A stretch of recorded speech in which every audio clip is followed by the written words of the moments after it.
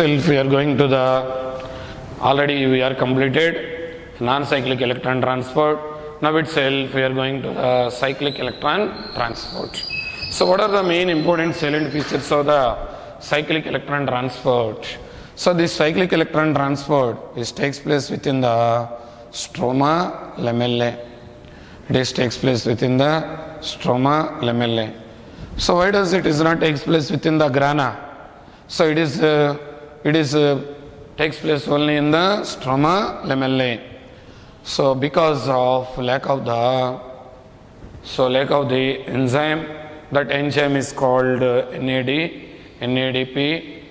oxidoreductase, or also called NADH dehydrogenase, and that PS2, those are absent within the cyclic electron transport. Means it takes place in stroma lamellae. Non-cyclic does not take place within the stroma lamellae because of the within that stroma lamellae main enzyme is absent. NADP dehydrogenase enzyme is absent, and also PS2 is also absent in the stroma lamellae. It having only the cyclic electron transport takes place within the stroma lamellae. So it takes place when that additional ATP is required. So it may be plant required additional ATP, such a time it can operate in the cyclic electron transport.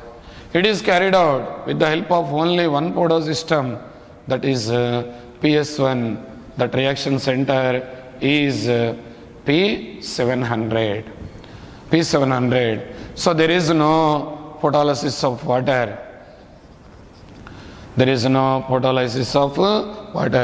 Photolysis of water does not take place. There is no involvement of H2O. There is no production of NADPH. So water involvement undadu, NADPH production undadu. There is no releasing of oxygen production kuda undadu. But what is the benefit of the cyclic electron transport? Very simple, to requirement of the additional ATP to the plant body. So it may be required additional ATP to the plant body. Such a time only that cyclic electron transport is operate within the stroma lamellae. Ee stroma lamellae so enzyme undadu, PS2 undadu. So that's why there is no non-cyclic electron transport does not take place within the stroma lamellae. Only cyclic electron transport takes place within stroma lamellae of the thylakoids. So next you can see how those electrons are moved from one electron acceptor to another electron acceptor in cyclic manner. So it is starting with PS1.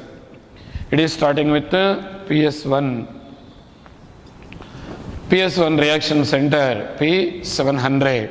So that P700 is absorbing the light energy from LHC. Those are in exciting condition. So those are in exciting state.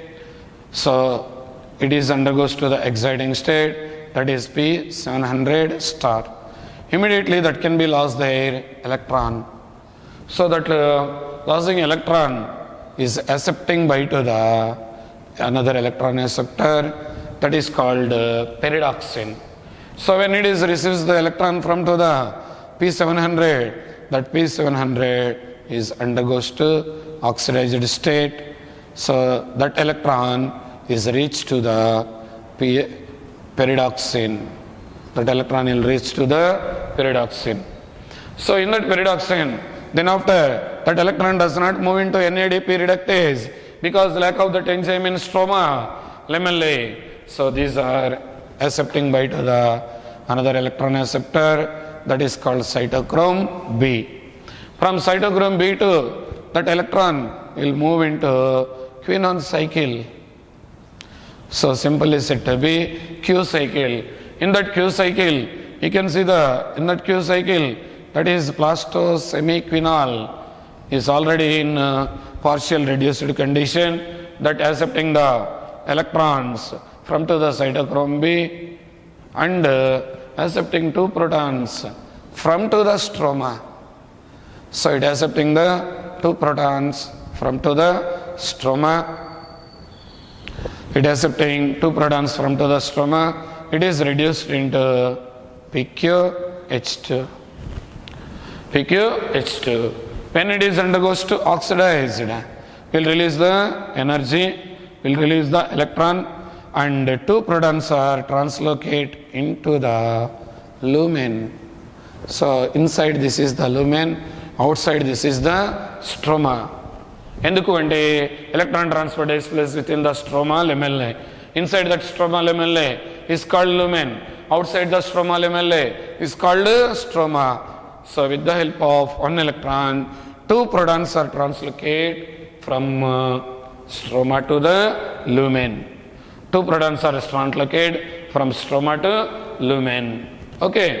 So then after this electron is accepting by to the another electron acceptor, that is called cytochrome F. Cytochrome F2, that electron move into the another electron acceptor, that is plastocyanin. So finally that electron is reback into P700. That means PS1 reaction center is the P71. So P700. So finally that is reback into the P700.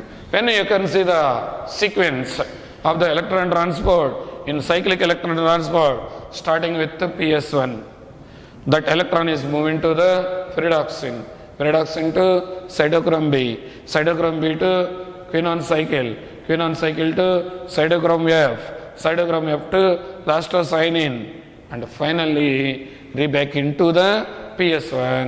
Hence that electron is moved into different electron acceptors and finally reach to the PS1. Hence it is called cyclic electron transport. What is the benefit of the cyclic electron transport? So main important benefit enti, so in that cyclic electron transport, the main important benefit of the cyclic electron transport is accumulation of the H plus within the lumen. Every 1 electron will provide 2 protons. Every 1 electron will provide 2 protons into the lumen through the Quinone cycle. Every 1 electron, if 1 electron is enter into the Quinone cycle, that can translocate 2 protons, into lumen. That is main important source to ATP synthesis in becoming step. So if maybe 1 electron will translocate the 2 protons, if maybe 2 electrons translocate 4 protons, if maybe 3 electrons translocate 6 protons. You can remembering that one, 3 protons are equal to the 1 ATP in the next step. 3 protons are equal to 1 ATP in next step. You know that one previously 6 protons are sufficient to production of the 2 ATP. Now itself for also 1 electron ko saripotla, 2 electrons anko okati migilipotundi. For every 3 electron will translocate 6 protons into lumen. Those are sufficient to production of the 2 ATP. So only that ATP is produced during the cyclic electron transport. So during that cyclic electron transport. So next thing finally we are going to the photophosphorylation. That photophosphorylation means formation of the ATP in the presence of sunlight. That is called photophosphorylation. That photophosphorylation is explained by next step. That is called Chemiosmatic Theory, was proposed by Peter Mitchell. Next we can go to the another topic, that is called Chemiosmatic Theory, and also nothing but photophosphorylation. You can go to that one. So now itself we are going to the photophosphorylation. So that photophosphorylation is aided by one of that special theory, that is called Chemiosmatic Theory. That Chemiosmatic Theory was proposed by to the Peter Mitchell. He was also got that Nobel Prize to explain the photophosphorylation. First of all, you know the meaning of photophosphorylation. Very simple. Formation of the ATP from ADP and inorganic phosphate in the presence of light. In the presence of light, that is simply called photophosphorylation. So that photophosphorylation takes place within the chloroplast. Photophosphorylation takes place within the chloroplast. So how that photophosphorylation takes place? So it was first discovered by Arnon. It is first discovered by Arnon. So in one of the bacteria that is called Rhodospirillum. One of the bacterium Rhodospirillum. So how that photophosphorylation is carried out? It was explained by one of the special theory. That theory is called Chemiosmatic Theory. That Chemiosmatic Theory was proposed by Peter Mitchell. So that Chemiosmatic Theory was proposed by Peter Mitchell. So according to Peter Mitchell, the main driving force to synthesis of ATP in the presence of light is the accumulation of large number of protons.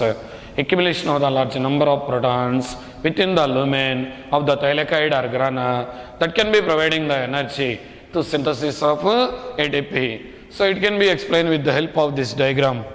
So this is the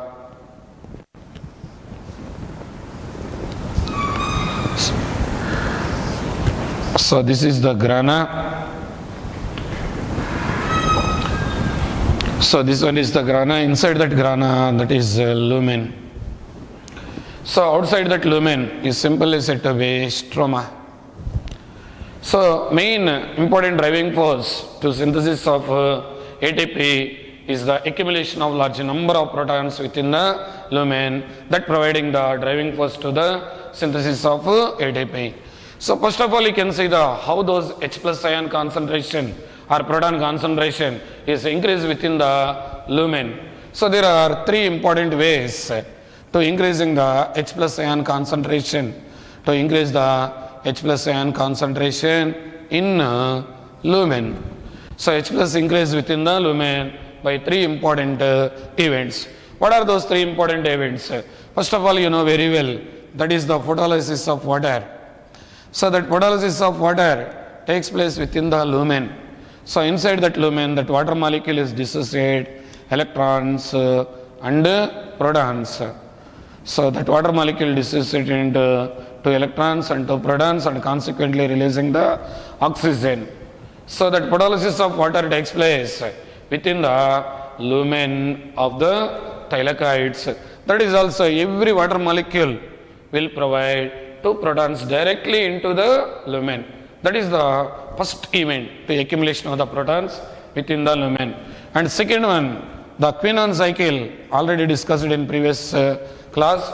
So Quinone cycle of the non-cyclic electron transport. So that non-cyclic electron transport, Quinone cycle are also providing protons.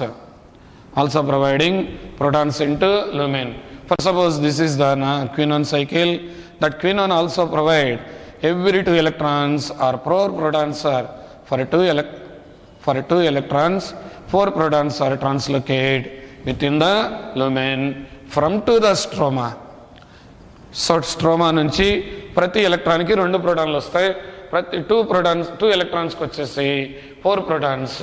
When we are observing the non-cyclic electron transport Quinone cycle, every 1 electron will aid or translocate 2 protons from stroma to lumen.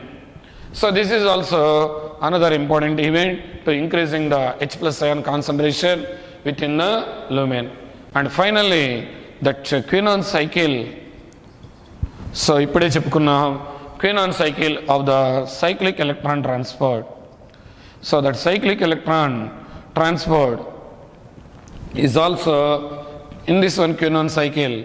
That Quinone cycle also providing the translocate the protons from stroma to lumen.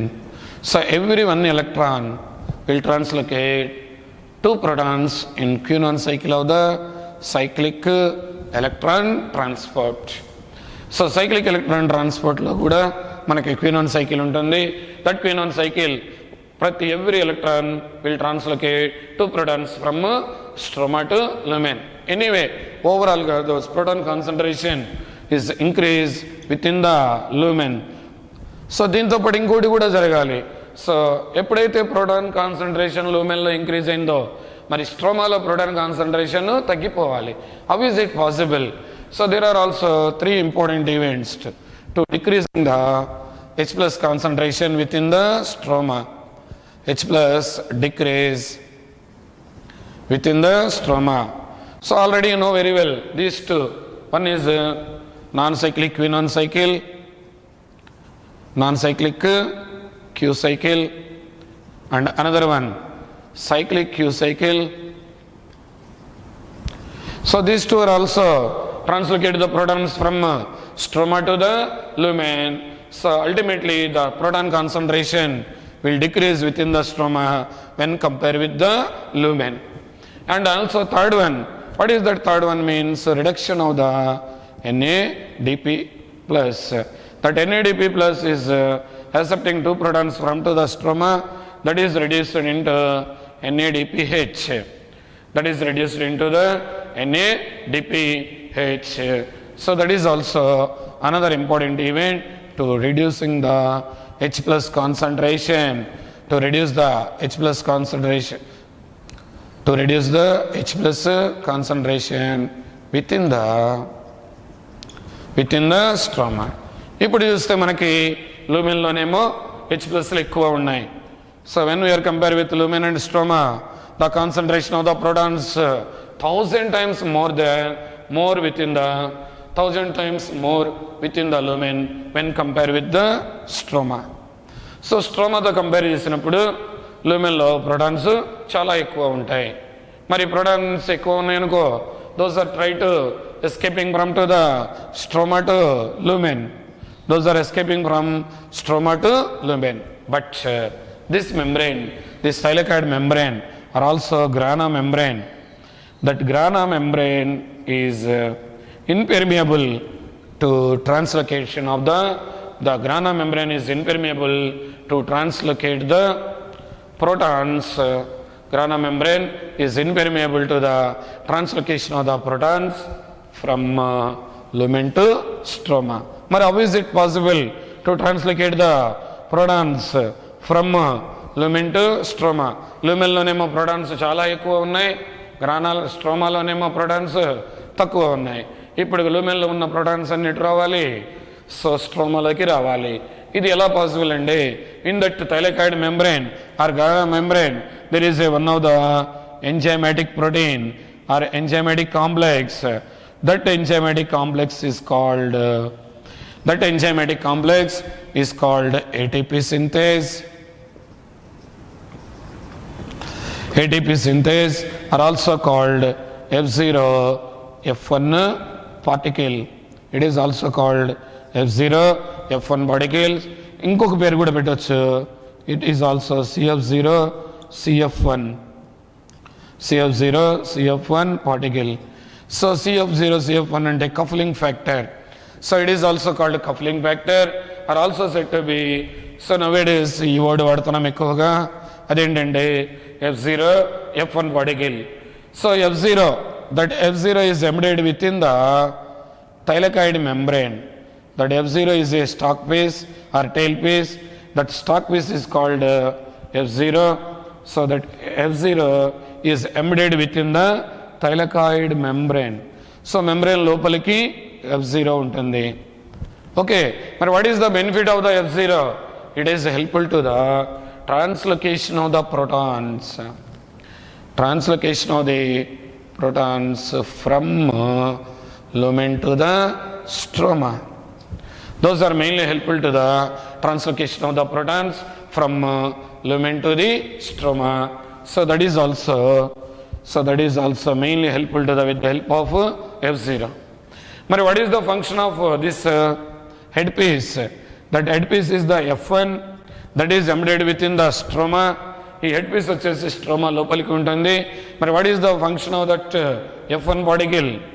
So that F1 particle is mainly helpful to the synthesis of ATP, adenosine triphosphate, that is the energy currency in the cell. But how is it possible? So through the F0, if every 3H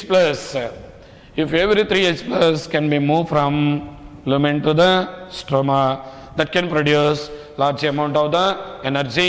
Book lo iవ్వలేదు కానీ nearly 13.7 kilocalories energy is released. So that energy is useful to the making of or preparation of the 1 ATP molecule. So that energy can be utilizing by ADP, adenosine diphosphate. In the presence of inorganic phosphate, it can be converting into ATP. That means every 3H plus equal to 1 ATP. Every 3H plus equal to 1 ATP. So when that 3H plus or 3 protons are across the membrane from lumen to the stroma, that can be released the large amount of energy. That energy is useful to the making of ATP. That ADP is combined with inorganic phosphate to form the ATP in the presence of light. Hence it is called photophosphorylation. It was explained by chemiosmatic theory. That chemiosmatic theory was proposed by Peter Mitchell. According to Peter Mitchell chemiosmatic theory, the main important driving force to synthesis of ATP is the accumulation of large number of H plus ions within the lumen that produce every 3 protons are released. When that every 3 protons are translocated from lumen to stroma, will release the energy. That energy is useful to synthesis of 1 ATP. So this is the chemiosmatic theory. That chemiosmatic theory is mainly helpful to the synthesis of ATP. So that ATP synthesis takes place with the help of chemiosmatic theory. Okay. So ఇప్పుడు you can see what are the end products of light reaction. So finally you can see the end products of light reaction. Already in non-cyclic electron transport, NADPH and also ఇక్కడ చూస్తే మనకి ఏం form అయింది ATP. దాంతోపాటు non సైక్లిక్లో మనకి ఏమొచ్చిందండి, in that non cyclic oxygen is also release. So these 3 are considered as a end product of the light reaction. So 2018 లో ఒక నీట్ బిట్ ఇచ్చాడు. The following is not formed in the light reaction of the photosynthesis అన్నాడు. అప్పుడు వాడు ఏమి ఇచ్చాడంటే NADP, ATP, O2, దాంతోపాటు ఇంకోటి ఇచ్చాడు. అదేంటి అంటే NADH. This NADH is also another coenzyme. So NADH is also another coenzyme, but it is involved into the respiratory pathway, but not in photosynthesis. So that's why what are the end products of the light reaction means? So NADH and ATP. So both are considered as assimilatory power or assimilation energy. So ATP and NADPH are considered as a assimilatory power or assimilation energy. Okay, so this is the light reaction. So in that light reaction finally ఈ oxygen బయటికి వెళ్ళిపోతుంది. ఇంకా మిగిలింది ఎవరయ్యా అంటే NADPH and ATP. That is the assimilatory power.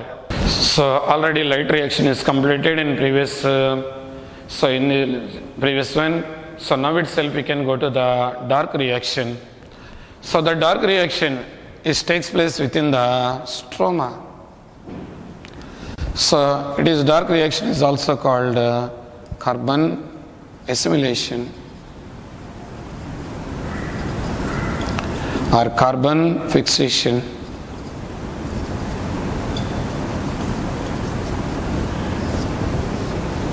Carbon assimilation or carbon fixation, it takes place within the stroma. within the stroma of the chloroplast. What happened during the dark reaction? That carbon dioxide undergoes to reduction and producing into carbohydrates, and produces the carbohydrates by utilizing the energy that was synthesized during the light reaction, that is called assimilation energy or assimilatory power, ATP and NADPH. So that ATP and NADPH, that assimilatory power was synthesized during the light reaction, that is utilized within the dark reaction. So in the dark reaction was first identified by three scientists, Melvin Calvin,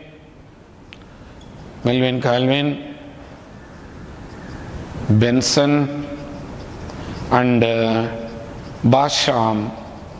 But in the honor of the Calvin, this cycle is called Calvin cycle. They were worked on one of the unicellular alga. That alga is called chlorella. So that unicellular alga is said to be chlorella. Unicellular alga, they were utilizing the radioisotope C14. Actually C12 kada, but C14 radioisotope is used to that radioisotope is used to synthesis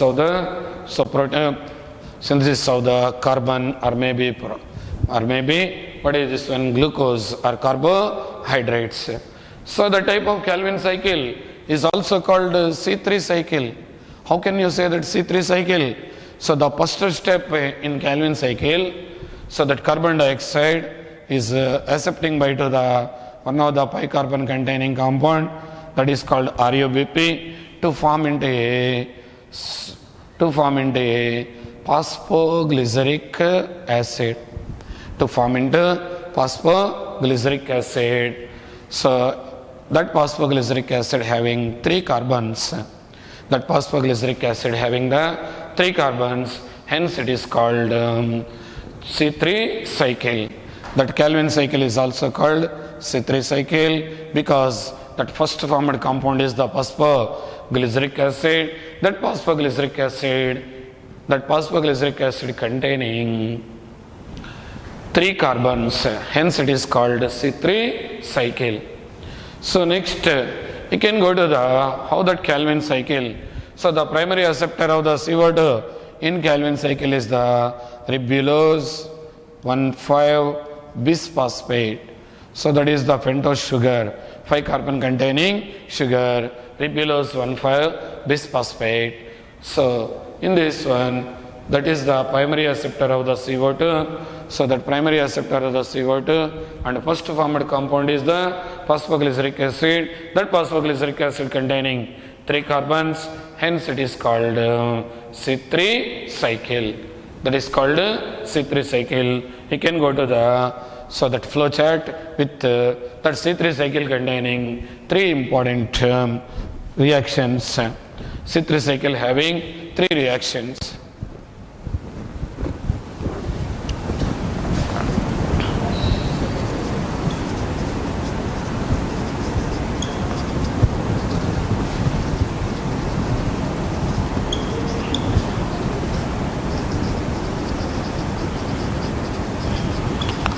So there are 3 steps in the Calvin cycle. So one is called carboxylation, second one is the reduction, and the third one is the regeneration. In that first step, that PCA is formed. In that next step, that PCA is converting into G3P, and finally RUBP is regenerated while producing into glucose molecule. It can be explained with the help of one of the big flow chart. So with the help of that flow chart, you can see the Calvin cycle. For our convenience purpose, you can go to the flow chart with 6 molecules. So that 6 molecules of the RUBP will combined with 6 molecules of the CO2. 6 molecules of the CO2 will form into 12 molecules of phosphoglyceric acid. So in the presence of enzyme Rubisco, this is called carboxylation. This reaction is called carboxylation. So this is the first step in Calvin cycle. That RUBP is accepting the 6 molecules of carbon dioxide. That RUBP means ribulose 1,5-bisphosphate. Ribulose 1,5-bisphosphate. It is a pentose sugar. So that is accepting the CO2 and producing into 12 molecules of 2-phosphoglyceric acid. 12 molecules of the 2-phosphoglyceric acid in the presence of enzyme Rubisco. Ribulose 1,5-bisphosphate, carboxylase, oxygenase. It is the most abundant protein in the world or in the plant kingdom. That is the Rubisco. So this is the carboxylation. In that next step, that 12 molecules of the 2-PCA, 3-phosphoglyceric acid, 12 molecules of the 3-phosphoglyceric acid, that can be utilized the 12 molecules of ATP. So that is converting into 12 ADP. So in the presence of enzyme kinase, it can be producing into 12 molecules of 1,3-bisphosphoglyceric acid. No change in their carbon number. So if maybe ATP is involved, enzyme is called kinase. In that next step, in the reduction, so 1,3-bisphosphoglyceric acid, by utilizing the 12 molecules of NADPH that was synthesized during the light reaction, and hydrogens తీసుకుంటుందమ్మా. So that is converting into 12 molecules of NADP plus will producing into 12 molecules of G3P. G3P means glyceraldehyde 3-phosphate. It is also called PGAL, phosphoglyceraldehyde. 3 molecules of the PGAL. PGAL means phosphoglyceraldehyde.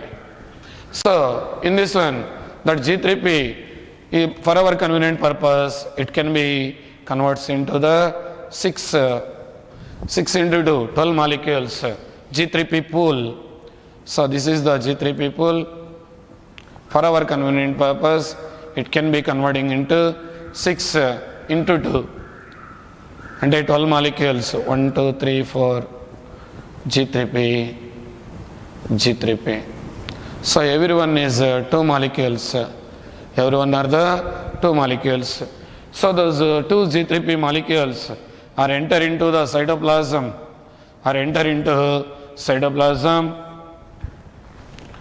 Those 2 G3P molecules are enter into the cytoplasm, will producing into glucose. Will produce the glucose. You can see this one. Every G3P having 3 carbons. Every G3P containing 3 carbons in the presence of enzyme dehydrogenase. So that is enter into the cytoplasm and converting into glucose, C6H12O6. 2 molecules of the G3P. 2 molecules of the G3P enter into the cytoplasm and producing into glucose molecule. So next, that remaining 10 molecules of the, out of 5/6 percentage of the G3P, glyceraldehyde 3-phosphate is useful to regeneration of the primary product, ribulose 1,5-bisphosphate. So it is the third step. So in that regeneration, so that G3P is converting into DHAP. G3P is converting into DHAP. That G3P and DHAP are the isomers. So 3 carbons, 2 molecules. Those 2 molecules of the G3P is converting into DHAP in the presence of enzyme isomerase, triose phosphate isomerase. It is converting into DHAP. In that next step, that DHAP is combined with another G3P molecule. So DHAP combined with another G3P molecule will producing into fructose 1,6 bisphosphate. 6 carbons, 3 carbons from DHAP, 3 carbons from G3P. Total 6 carbons. So molecules 2. Okay. Fructose 1,6 bisphosphate in the presence of enzyme aldolase. In the presence of enzyme aldolase, that is converting into fructose 1,6 bisphosphate. Fructose 1,6 bisphosphate and 2 phosphates are attached to the first carbon atom and the 6th carbon atom of the fructose. Remembering that one. So, ఇప్పుడు fructose 1,6 bisphosphate లో ఈ first carbon దగ్గర ఉన్న phosphate loss అవుతుందిరా. Hence it is converting into fructose 6 phosphate. Hence it is converts into fructose 6 phosphate. 1 phosphate can loss from to the first position in the presence of enzyme phosphatase. In the presence of enzyme phosphatase. Next, we'll come to the G3P. Another 2 molecules of the G3P. Those are combined with fructose 6 phosphate. So ఇక్కడ 6 carbons ఉంటాయమ్మా, ఇక్కడేమో 3 carbons ఉంటాయి. 3 carbons 6 carbons, ఇప్పుడు total 9 carbons కదా. those are combined with fructose 6 phosphate is combined with another G3P, will producing into 2 compounds, will dissociate it into 2 compounds. One is called erythrose 4 phosphate, 4 carbon containing compound. So 2 molecules same ra. Another one is the xylulose 5 phosphate. It also having 5 carbons.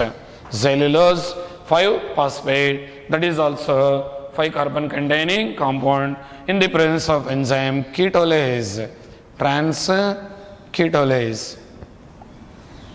It is converting into 5 carbon containing compound.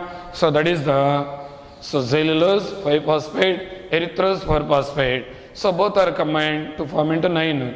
6 plus 3, 9. 4 plus 5, 9. It is also 2 molecules. So next come to the another G3P. Another 2 molecules of the G3P will converting into DHAP. Will combine with erythrose 4 phosphate. Will combine with erythrose 4 phosphate in the presence of enzyme aldolase.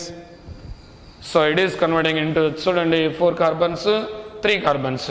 Total 7 carbons. It producing into 7 carbon containing pseudoheptylose 1,7 bisphosphate. It form into pseudoheptylose 1,7 bisphosphate. That can be produced the pseudoheptylose 1,7 bisphosphate. It having 7 carbons, 2 molecules, no chain. Okay, in the presence of enzyme trans aldolase. చూడండి ఇక్కడ aldolase DHAP involve ఉందంటే aldolase, ఇక్కడికి వచ్చేలోపు ketolase, మరలా ఏమైంది DHAP involvement ఉంది aldolase.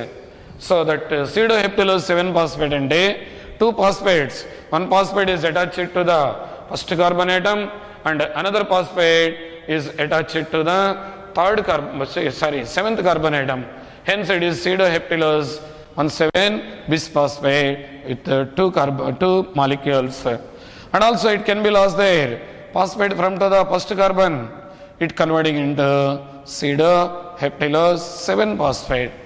It converts into the pseudoheptylose 7 phosphate. So no change in their 2 molecules. Next, finally, last G3P is present. Final G3P. That final G3P is also combined with pseudoheptylose 7 phosphate. That G3P having 3 carbons. So that G3P having the 3 carbons with the 2 molecules. So that is combined with the pseudoheptylose 7 phosphate. It having 7 carbons. So 7 plus 3, 10 carbons. It can be dissociated into xylulose 5 phosphate and ribose 5-phosphate, xylulose 5-phosphate,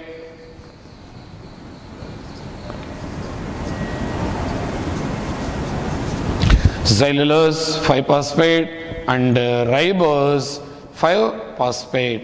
It having 5 carbons, it also having 5 carbons, no change in their number. So these are also true. So 2 molecules of the ribose 5-phosphate. So those 2 molecules of the ribose 5-phosphate, these 2 molecules of the ribose 5-phosphate is converting into ribulose 5-phosphate. No change in their carbons, 2 molecules. Okay, so no change in their carbons in the presence of enzyme isomerase. ఇక్కడ మనకి ఆల్డోలేజ్ వచ్చింది కదా, ఇక్కడ enzyme కీటోలేజ్, enzyme వచ్చేసి కీటోలేజ్. ఇప్పుడు ఏమవుతుందండి, in the presence of enzyme isomerase that ribose 5-phosphate is converting into ribulose 5-phosphate. And also you can see this one, 2 molecules of the xylulose phosphate is also converting into ribulose 5-phosphate. Xylulose 5-phosphate is also converting into ribulose 5-phosphate. This xylulose 5-phosphate are also converts into ribulose 5-phosphate.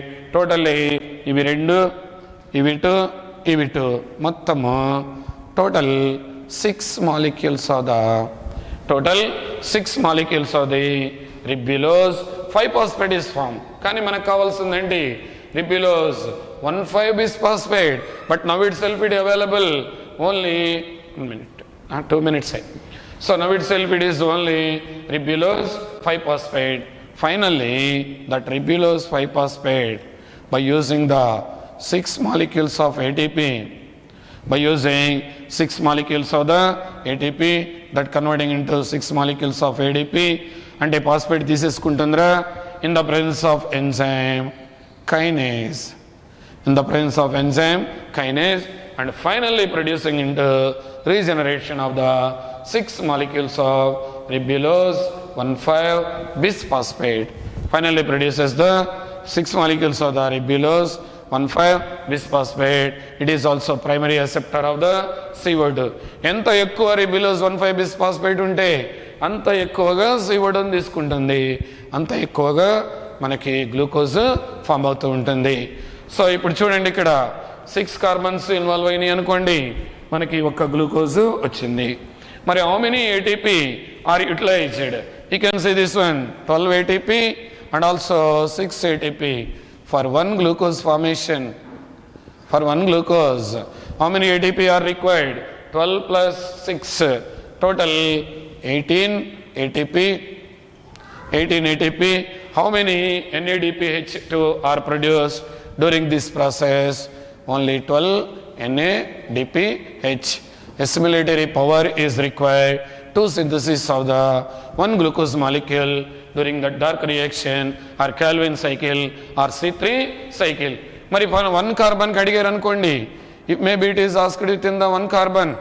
మరి 1 carbon అనగానే for 1 carbon, so ఒక గ్లూకోజ్లో 6 కదా, 18/6. So 1 carbon కన్నామనుకోండి 3 ATP and 2 NADPH. Assimilatory power is required to synthesis of the 1 glucose molecule during the Calvin cycle or C3 cycle. First formed compound is the phosphoglyceric acid. The primary acceptor of CO2 is ribulose 1,5-bisphosphate. So for 1 glucose molecule in Calvin cycle, 18 ATP and 12 NADPH. Assimilatory power is required with the help of 3 reactions: carboxylation, reduction and regeneration. Carboxylation, formation of the 3-PCA, reduction, so from to the 3-PCA, G3P, and finally regeneration of the RUBP. So that is the end products of the Calvin cycle. Thank you very much.